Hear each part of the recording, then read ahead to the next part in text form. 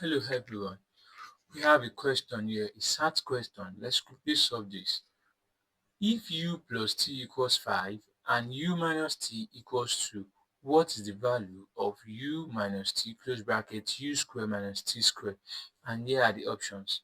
Now the question says we should find the value of u minus t bracket u square minus t square. We have this. And in the question, we're being given the value of u plus t and u minus t. How do we solve it? Now, let's take this part. We have u square minus t square. We agree that u square minus t square is the same thing as u minus t bracket u plus t. How do I ever arrive at this? These are the result of difference of two square. Difference of 2 square. Difference of 2 square when we have x square minus y square is same thing as x minus y bracket x plus y. So we have this case. So that's why this is this. Now that means we can now return back to what we have. That means we have u minus t.